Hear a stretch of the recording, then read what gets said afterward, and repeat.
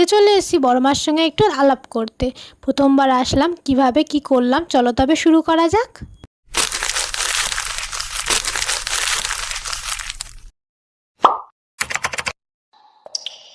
দিনটা খুবই ভালো ছিল, কোনো বৃষ্টি বাদল ছিল না। আমি চলে গেছিলাম ট্রেনে করে বড় মার কাছে।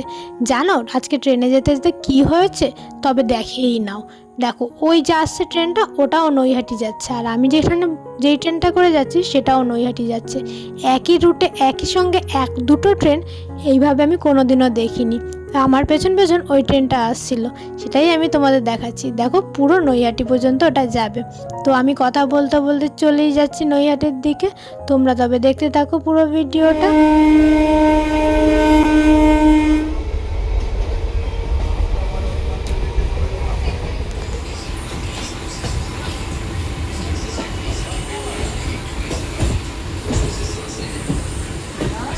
দেখো কথা বলতে বলতে আমি চলে আসলাম নৈহাটি বড় মার দর্শনে। স্টেশন থেকে মাত্র 5 মিনিটের পথ। যারা হেঁটে আসতে পারবে তাদের একদম সামনেই। দেখো দেখতে দেখতে বড় মার মন্দিরের সামনে এসে আমি একটা লম্বা লাইন দিয়ে দিয়েছি।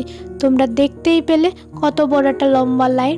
এই বড় লম্বা লাইনের মাঝখানে আমি দাঁড়িয়েছিলাম। আমি লাইনে দাঁড়িয়ে দেখো একটা ছোট্ট বনুকে দেখতে পেলাম, যে মাকে দর্শন করতে এসে আমার মতো। আশেপাশে দেখো কত মায়ের ছবি বিক্রি হচ্ছে এখানে। আমি একদম প্রথমবার, এই ফার্স্ট টাইম আমি মাকে দর্শন করতে আসি। এর আগে আমি কখনোই বড় মার মন্দিরে আসিনি। আমাকে এতদিন হয়তো ডাকেইনি, আজ ডেকেছে তাই আমি চলে এসেছি। দেখো অনেকের আশা পূরণ হয়েছে বলে তারা ডন্ডি কাটছে। এখানে আমি শুনেছি অনেক জাগ্রত মন্দির, এটাকে নাকি ভবেশকালী মন্দিরও বলা হয়।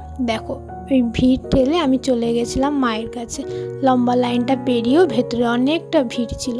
জায়গাটা অনেক বড় বলে ভিড়টা অতটা বোঝা যায়নি। তাই কথা বলতে বলতে দেখো আমি ভিড় ঠেলে মায়ের কাছে চলে আসলাম। এবার মাকে দর্শন করার পর আমি চলে গেছিলাম একটু গঙ্গার ঘাটে।